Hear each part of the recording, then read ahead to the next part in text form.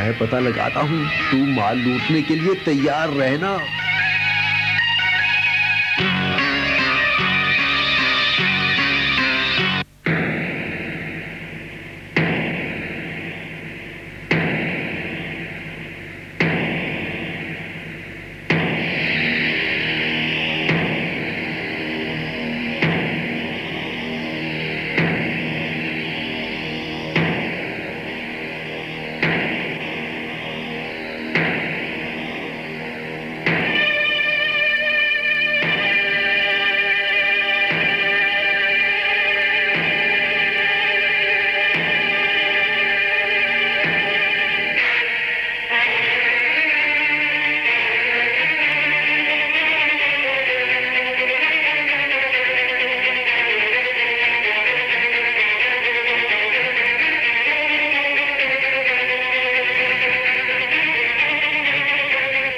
किस दुष्ट का काम है, सब वस्त्र उठाकर ले गया। भाई, जिसको वस्त्रों की आवश्यकता थी वो उन्हें ले गया। इसमें इतना दुखी होने की क्या बात है? और फिर ये सब तो मेरे प्रमाद के कारण हुआ है।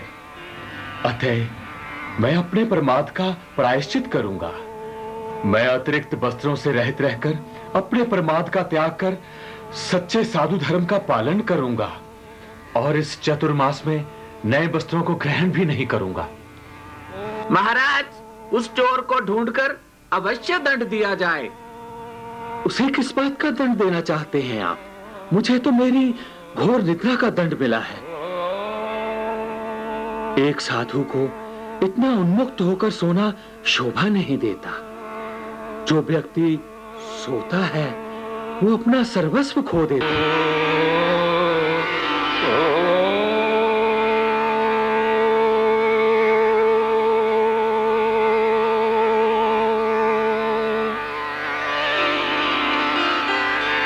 भगवान की वाणी का सम्मान भी वैसा ही करना उचित है जैसा कि भगवान का।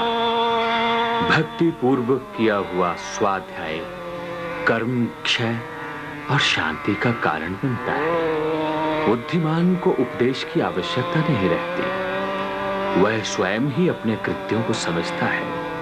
विद्या और आचरण से जीव दीर्घ मार्ग वाली चतुर्गति रूप संसार रटवी को पार कर सकता है। विद्या स्वाध्याय से प्राप्त होती है, विद्या से आचरण का ज्ञान होता है। स्वाध्याय करने से ज्ञान अवर्णीय कर्म का क्षय होता है और साथ ही सभी तरह के दुखों से विमुक्ति हो जाती है। स्वाध्याय में लीन रहने से मन के सभी क्लेश दूर हो जाते हैं। स्वाध्याय करने से चिंतन शक्ति बढ़ती है। चिंतन मनन से आत्मा को जो कुछ लाभ होता है वह अवर्णनीय होता है। अरे तुलसी, इतने काम के लिए इतनी देर लगा दी? जल्दी करो भाई। नमस्कार जोधामल जी। आओ भीम सिंह जी, आओ। कैसे हैं आप? आपकी दुआ सब ठीक चल रहा है। आप अपनी सुनाइए। जोधामल जी, श्री रूपचंद जी महाराज के बधौड़ आगमन ने तो काया ही पलटती है। ऐसे सच्चे साधु के दर्शन पाकर हम धन्य हो गए हैं। सत्य कह रहे हो भाई। उनके ज्ञान और दर्शन ने तो हमें वास्तविक जीवन में एक नई राह दिखाई है और उनकी प्रेरणा से हजारों लोगों ने सच्चे जैन धर्म को अपना लिया है। जोधामल जी, तभी तो हजारों लोग बैलगाड़ियों घोड़ों पर बैठकर महाराज के दर्शन करने के लिए आ रहे हैं। अपार जनसमूह को देखते हुए हमें तो उनके ठहरने और खाने की व्यवस्था की चिंता हो रही थी, लेकिन महाराज तो सर्व ज्ञाता हैं, उन्हें तो हर बात का ज्ञान है। अरे हाँ भाई हाँ, बधौड़ निवासियों की कठिनाइयों को देखते हुए महाराज जी ने ये ऐलान करवा दिया है कि सभी लोग सादा खान पान करें और मेरे दर्शनों हेतु कोई किसी वाहन पर ना आए। और उन्होंने तो यहां तक कह दिया है कि अगर कोई भी व्यक्ति इस बात की अवहेलना करेगा तो वो उसके गांव में 1 साल तक नहीं जाएंगे। बहुत अच्छी बात है। धार्मिक निष्ठा और सादगी का जन जन में उन्मोदन करने के लिए इससे बढ़िया बात और क्या हो सकती है? यही तो उनकी महानता है। सच मानो, जैन समाज ऐसे साधु को पाकर धन्य हो गया। हाँ भाई। अरे भीम सिंह, बातों बातों में समय का आभास ही नहीं रहा। आओ चले, महाराज जी के प्रवचन का समय हो गया है। जो श्रावक जिन देव की वाणी और उनके चरणों में श्रद्धा रखता है, मेरा दृढ़ विश्वास है कि वो भव भव के सागर पार कर जाता है, भव भव के सागर पार कर जाता है। इन देव तेरे चरणों में मुझे ऐसा दृढ़ विश्वास हो। जिन देव तेरे चरणों में मुझे ऐसा दृढ़ विश्वास हो। जिन देव तेरे चरणों में मुझे ऐसा दृढ़ विश्वास हो। जीवन समर में हे प्रभु मुझे एक तेरी आस हो। जिन देव तेरे चरणों में मुझे ऐसा दृढ़ विश्वास हो।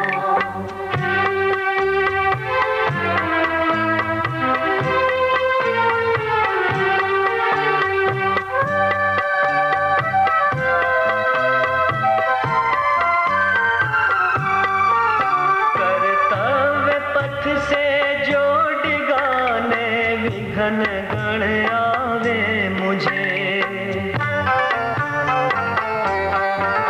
कर्तव्य पथ से जो डिगाने विघन गण आवे मुझे।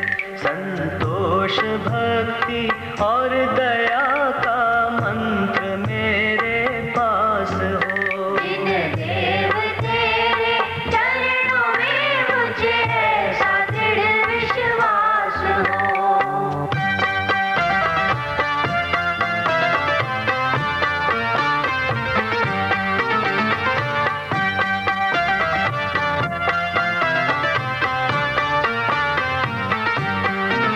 संसार सागर में बहा दूं प्रेम की मंदाकिनी। संसार सागर में बहा दूं प्रेम की मंदाकिनी। दिल में तड़प हो प्रेम की और प्रेम जाल की प्यास हो। जिन देव तेरे चरणों में मुझे ऐसा दृढ़ विश्वास हो।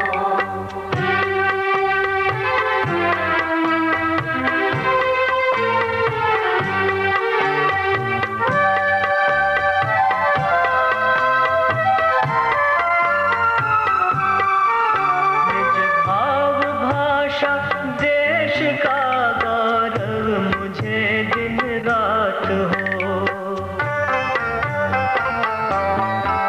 निज भाव भाषा देश का गौरव मुझे दिन रात हो। निज धर्म हित यह प्राण हो और मन कभी न उदास हो। जिन देव तेरे चरणों में मुझे ऐसा दृढ़ विश्वास हो।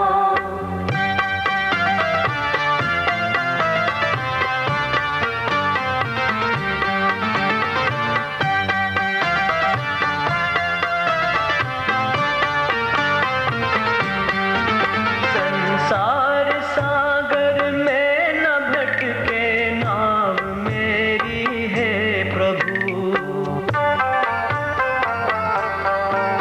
संसार सागर में न भटके नाव मेरी है प्रभु।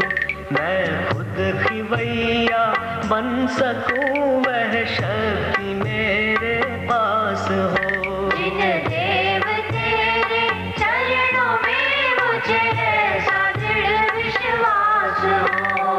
मैं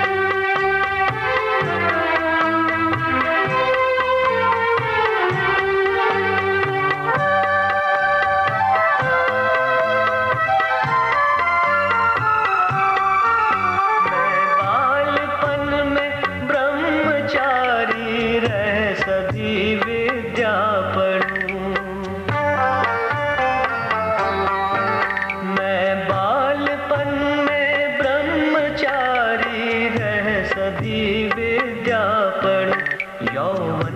दशा में बन के शावक अंत में संन्यास हो। जिन देव तेरे चरणों में मुझे ऐसा दृढ़ विश्वास हो।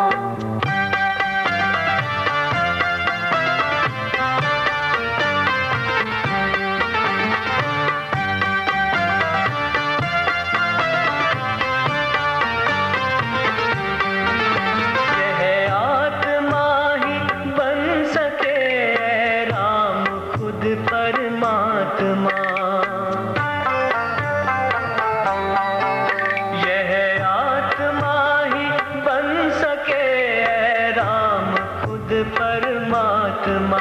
हे नाथ मेरी आत्मा का अंत मोक्ष निवास हो। जिन देव तेरे चरणों में मुझे ऐसा दृढ़ विश्वास हो। जिन देव तेरे चरणों में मुझे ऐसा दृढ़ विश्वास हो।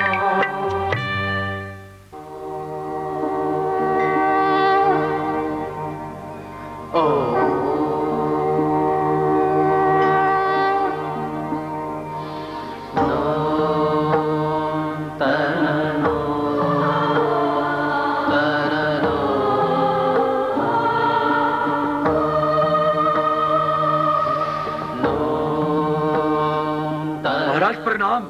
रुकिए महाराज। महाराज, क्या अपराध है मेरा? कहिए सरदार जी। जो मेरा प्रणाम स्वीकार नहीं हुआ। सरदार जी, एक शिकारी और साधु में क्या मेल हो सकता है?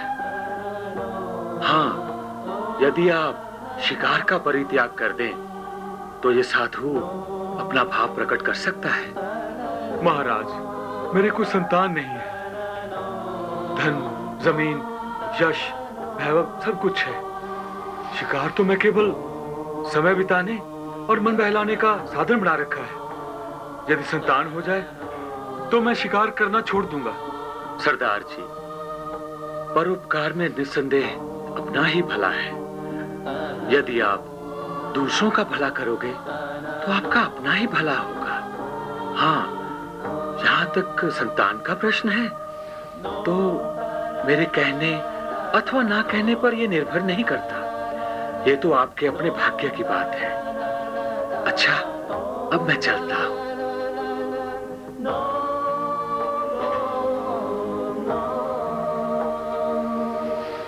महाराज, आपके कथनानुसार मैं शिकार का परित्याग करके अच्छे काम करूंगा।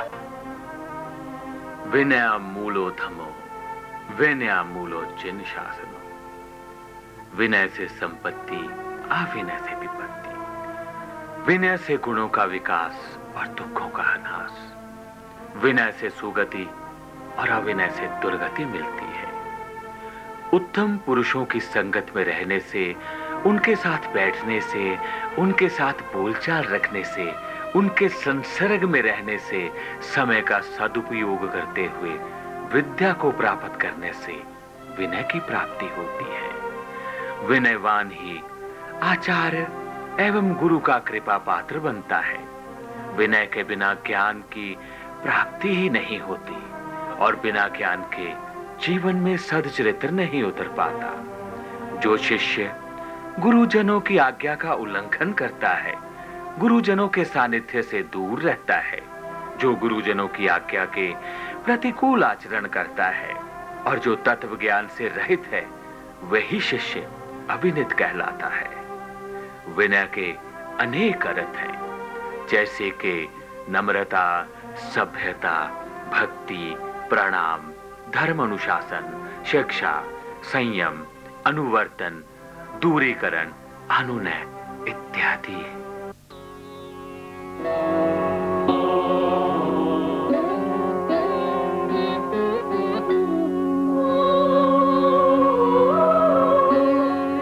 माई, तुम भी गोचरी का लाभ ले लो। मैं गोचरी का लाभ लूंगी। मैं भी अवश्य गोचरी का लाभ लूंगी। लाओ, मुझे दो। मैं भी गोचरी का लाभ लूंगी। लाओ, ये लीजिए महाराज, ये लीजिए।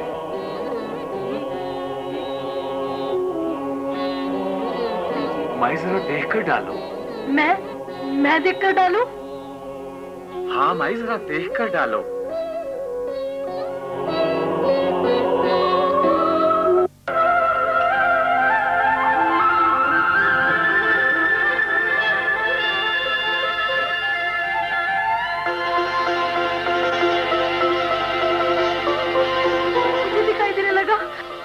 चमत्कार हो गया। महाराज, महाराज आपने मुझ पर बड़ी कृपा की है महाराज। मुझे दिखाई देने लगा महाराज। आप धन्य है महाराज।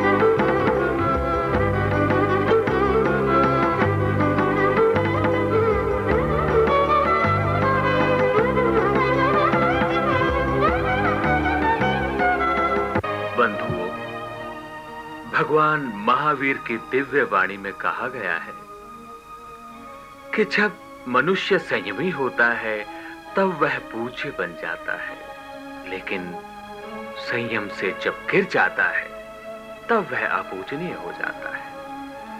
संयम का मतलब है अपने पर अनुशासन। जो इंद्रियां और मन हमें बाह्य जगत से जोड़ रहा है, उसे भीतर के जगत से जोड़ लेना अर्थात अतीन्द्रिय स्वरूप से परिचित हो जाना, अपनी शक्ति से परिचित हो जाना। संयम व्यक्ति को शक्तिवान बना देता है, ऊर्जा का विकास कर देता है। इस ऊर्जा व शक्ति के आगे दुर्वृत्तियां ठहर ही नहीं सकती। इसलिए भगवान महावीर ने कहा है, स्वयं की शक्ति से परिचित हो जाना ही संयम है। संयमी व्यक्ति में इतनी क्षमा आ जाएगी, वहां क्रोध ठहरेगा ही नहीं। संयमी में इतनी ऊर्जा विकसित हो जाएगी, वहां काम वासना सर उठाएगी ही नहीं। कैथल को बिहार करते रास्ते में एक छोटा सा ग्राम आया और कुछ दिन वहीं रुकने का फैसला किया। एक ठारे में निवास किया। 3 दिन गोचरी को जाते रहे, मगर कुछ आहार नहीं मिला।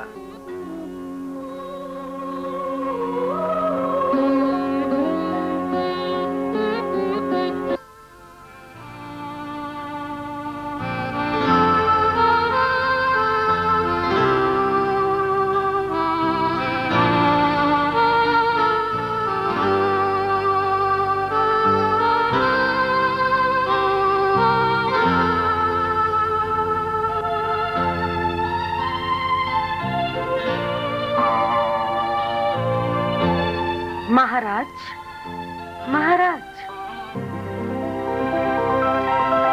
भोजन ग्रहण कीजिए महाराज। नंदी बहन, जैन साधु 42 दोषों को टालकर अष्टविध गोचरी पद्धति से ही पेट की भूख शांत कर सकता है। महाराज, मैं 2 दिन से देख रही हूँ, आप गांव में भोजन के लिए जाते हैं, लेकिन बिना भोजन लिए वापिस आ जाते हैं। आपने 2 दिन से कुछ भी ग्रहण नहीं किया महाराज। महाराज, कृपा करके ये भोजन ग्रहण कीजिए महाराज। और हाँ, ये दक्षिणा भी स्वीकार कीजिए।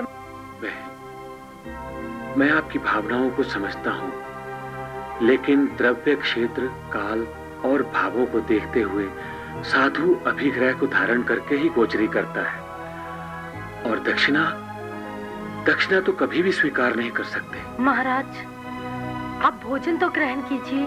नहीं बहन, नहीं। महाराज, नहीं। इनकार मत कीजिए महाराज। नहीं बहन, लीजिए ना। नहीं, मैं आपके पाँव पड़ती हूँ। मत करो। मैं आपके पाँव पड़ती हूँ महाराज। नहीं नहीं, ये आपने क्या कर दिया? मैं एक जैन साधु हूँ, और जैन साधु के लिए स्त्री स्पर्श सर्वथा वर्जित है। आपने ये स्पर्श करके मेरे लिए बहुत बड़ी विपदा खड़ी कर दी है। अब मेरे को अपनी इस भूल का प्रायश्चित करना होगा। आप कृपा करके ये भोजन ले जाइए और मुझे अपने वीतराग प्रभु से प्रार्थना कर लेने दीजिए। मुझे क्षमा कीजिए महाराज, मुझसे बहुत भारी भूल हो गई है। हे जिनेंद्र, मुझसे बड़ा अपराध हो गया है और मैं अपनी इस भूल का पश्चाताप करूंगा। मैं जरूर अपनी इस भूल का पश्चाताप करूंगा। मैं अपनी इस भूल का पश्चाताप करूंगा। हे जिनेंद्र। हाँ तो फतवे चंद। जी मालिक। गांव का सारा लगान मिल गया? जी मालिक, 1-2 घर रहते हैं। ठीक है, उनसे भी ले लेना। जी मालिक। राम राम मुखिया जी। आ भाई लक्ष्मी चंद। मुखिया जी, आप यहाँ बैठे हैं? मैंने तो आपको कहाँ कहाँ नहीं ढूंढा। पता है, गांव में एक साधु आया हुआ है। हाँ हाँ, देखने में तो बड़ा भला आदमी लगता है। भला माने? अरे रहने दीजिए मुखिया जी, मैं बताता हूँ उसकी करतूत।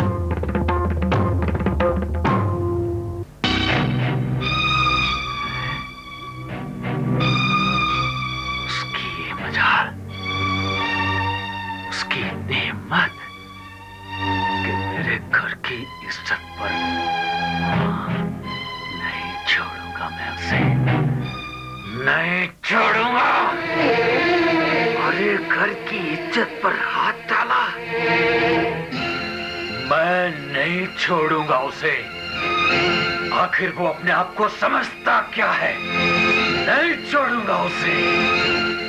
आओ लक्ष्मी चंद, हमारे साथ आओ। नहीं नहीं मुखिया जी, ये आप ही का काम है, आप ही जाइए। तो ठीक है, आओ फतवे चंद, आओ हमारे साथ।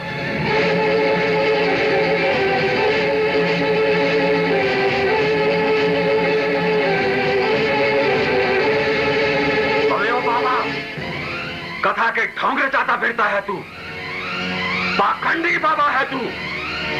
मारो इसे। इसका तो किस्सा ही खत्म कर देते हैं। क्यों आवेश में क्यों आते हो? कुछ विवेक से काम लो। क्यों झूठे अपवादों में फंसकर क्यों होश गंवा रहे हो? जरा धैर्य से काम लो चौधरी। अरे ओ ढोंगी बाबा, वो कोई और होंगे जो तुम्हारी बातों में आ जाएंगे, लेकिन मैं उनमें से नहीं हूं जो तुम्हारी चिकनी चुपड़ी बातों में आ जाऊंगा। फतवे चंद, मारो इसे। रुक जाइए, कितना अनर्थ है ये। एक तपस्वी के प्रति ऐसा व्यवहार। 3 दिन से भूखे इन महाराज ने मेरा लाया हुआ भोजन तक ग्रहण नहीं किया, मुझे चरण तक नहीं छूने दिए। स्त्री स्पर्श को पाप मानने वाले इन महात्मा के साथ ऐसा दुर्व्यवहार, ऐसा अनर्थ। क्षमा मांगिए इनसे। महाराज, मुझे क्षमा कर दीजिए महाराज। इसमें क्षमा वाली कौन सी बात है? कई बार अज्ञान और क्रोध के आवेश में आकर मनुष्य कोई भूल कर बैठता है, लेकिन सच्चाई तो यह है कि भूल करना कोई अपराध नहीं है।